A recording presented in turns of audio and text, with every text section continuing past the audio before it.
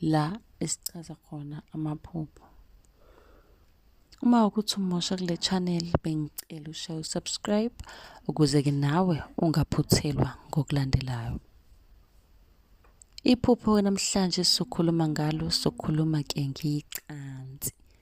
Bengicela ke kodwa uqala ushare link nabaseduze kwakho ukuze nabo bezophuthuma beze kule channel befike bazi kabanzi ukuthi amaphupho abahluphayo ngabe ke abika ukuthini empilweni zabo, ngoba ngicabanga ukuthi sonke siyazi ukuthi ke amaphupho ayisibonakaliso iyona indlela abadala basuke besibonisa ngayo ukuthi kumele senze njani, noma ke kusuke kukhona abakucelayo kuwena abafuna ukuthi ukwenze. Ngiyacabanga ukuthi siyazwakala. Ake ngiqhubeke ngichaze ke la ngecansi. Amaphupho ngemisebenzi.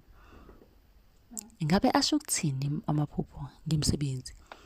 Lokhu kuhlanganisa ukuphisa utshwala, ukuphehla ibhotela, ukuklina, ukumba, ukugaya izimbewu, ukuvuna, ukuhlakula, ukuwasha izingubo, ukusenga, ukuthunga, ukushanela.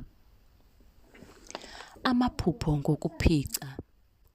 Uma uphupha ukuthi uphica icansi lomuzi wakho, kusho ukuthi ke indoda izocela umshado komunye wamadodakazi akho noma isihlobo esingowesifazane esiseduzane nawe.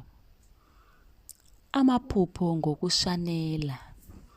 Uma uphupha ukuthi uyashanela, kuwuphawu oluhle ngekusasa lakho. Okuhle kuyeza, ngisho unezinkinga okwamanje kodwa ngokuzayo kuyeza okuhle.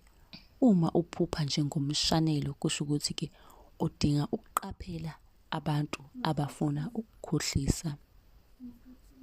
Amaphupho ngokufaka isitashi ezingutsheni.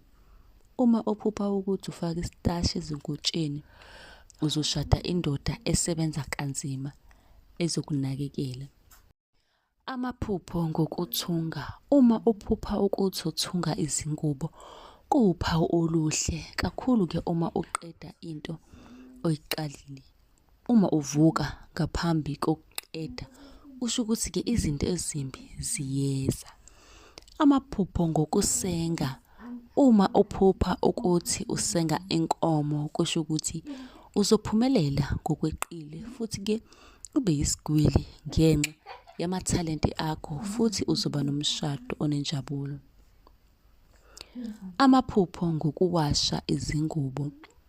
Uma uphupha ukuthi uwasha izingubo, qaphela, kusho ukuthi kungenzeka ulahlekelwe yinto ebalulekile kuwena maduzane.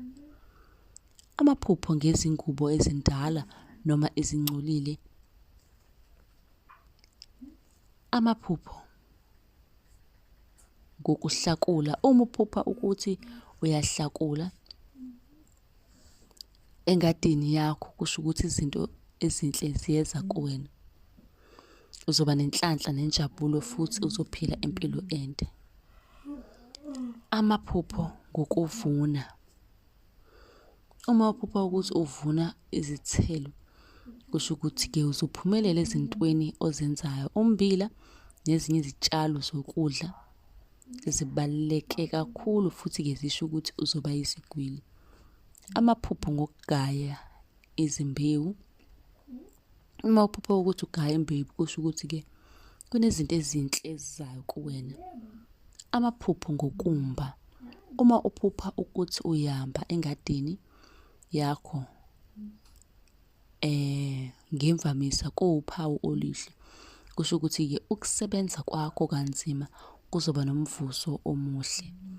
Amaphupho ngokuhlanza. Uma uphupha ukuthi ke uhlanza indlu yakho, kusho ukuthi ke uzoba nemali ekusaseni lakho.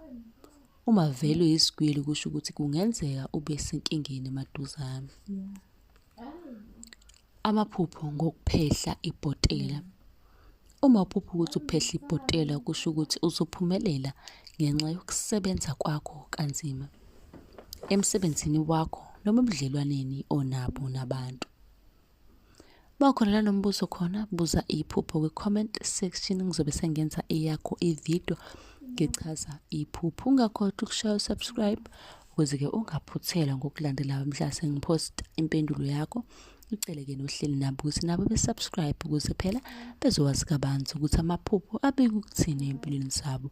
Ungaphuthuma naku-TikTok wethu usearch ukuthi sichaza amaphupho.